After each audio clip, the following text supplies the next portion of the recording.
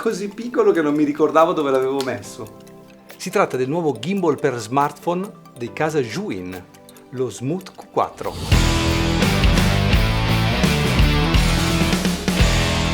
Questo gimbal rappresenta l'evoluzione dei due precedenti gimbal per smartphone. Dello Smooth Q3 ha ereditato la possibilità di stabilizzare su 3 assi, quindi a 3 motori, e dello Smooth X ha ereditato il braccio estensibile e orientabile. Come avete visto è veramente piccolo, ci sta anche nella tasca laterale dei pantaloni, infatti posso inserirlo tranquillamente all'interno. E una cosa che mi è piaciuta molto è che hanno semplificato l'apertura, infatti basta un movimento per averlo già pronto in posizione e poi sganciare gli assi. In dotazione viene fornito con il trepiedi, che è utilissimo sia per appoggiarlo ma anche per tenerlo eventualmente con 2 mani, e per bilanciare lo smartphone, il mio è abbastanza ingombrante, è sufficiente inserirlo e controllare soprattutto questo, che sia oltre che bilanciato, che non vada a toccare sul braccio laterale. Posso bilanciarlo in questo modo a destra e a sinistra. Una volta bilanciato è sufficiente accenderlo, ci mette un attimo e voilà. Se voglio portarlo in una posizione orizzontale, 3 volte il pulsante trigger, 1, 2, 3, e in automatico va in orizzontale.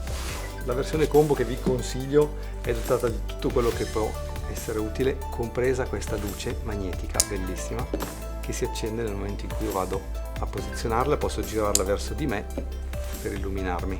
Inoltre ha dei filtri sempre magnetici bellissimi.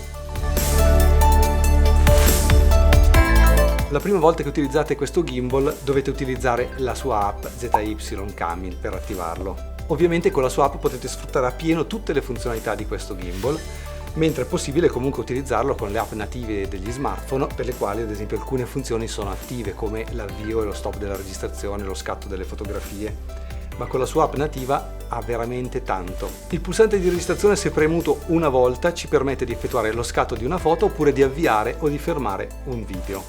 Se lo schiaccio 2 volte passo dalla modalità foto alla modalità video e viceversa. Mamma mia, cosa vedete voi adesso? Il backstage state vedendo, una cosa impressionante. Devo mettere un po' di ordine. Comunque sia. Se schiaccio 3 volte cambio la fotocamera passando da quella esterna a quella interna. Ha 5 diverse modalità di funzionamento che bloccano i diversi assi. Pan follow che blocca quest'asse e assorbe il fine corsa di quest'altro. Lock mode invece dove blocca tutti gli assi. Follow dove invece segue anche in alto e in basso assorbendo il movimento che a destra e a sinistra. Point of view invece che si muove esattamente come io muovo il braccio, e vortex mode che mi permette di ruotare lo smartphone.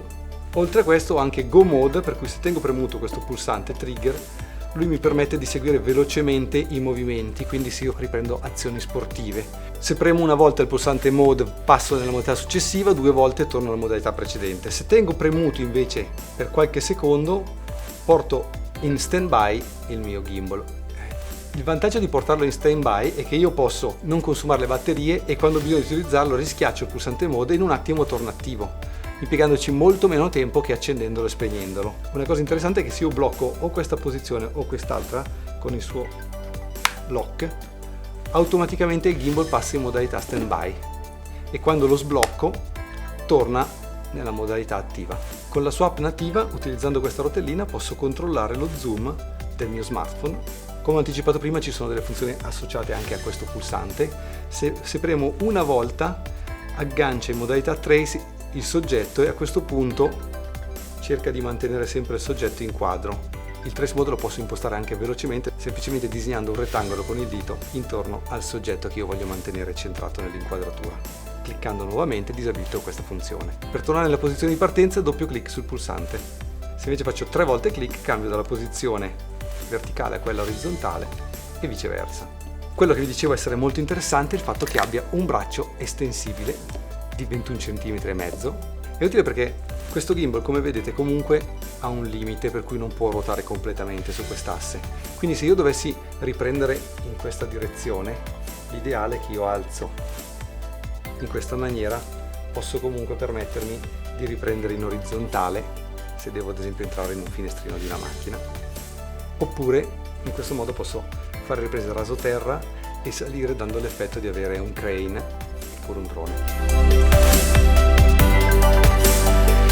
E poi, non ultimo, è comodissimo se devo riprendermi, ho molto più campo visivo che non tenendolo con un gimbal tradizionale che quindi ho a questa distanza.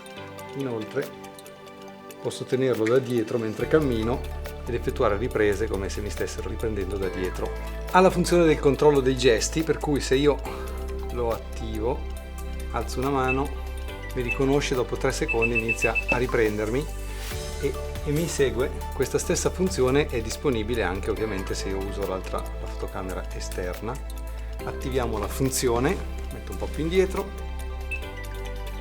come vedete 3 secondi, dopodiché inizia a riprendermi e mi segue per mantenermi sempre al centro dello schermo e dell'inquadratura.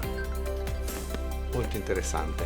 Ritengo quindi che la Zhiyun anche questa volta abbia fatto centro, perché ha realizzato veramente un gimbal tecnologicamente avanzato, molto leggero, è in plastica e molto versatile. Il fatto che comunque si possa piegare, chiudere e stare nella tasca dei pantaloni è veramente comodo. Se vuoi vedere come funziona questo gimbal sul campo, guarda questo video che ho realizzato interamente filmando proprio con questo stabilizzatore. E se ti è piaciuto questo video premi mi piace e iscriviti al canale attivando la campanella, così verrai avvisato quando pubblicherò un nuovo video. Ciao e buona giornata. Bye!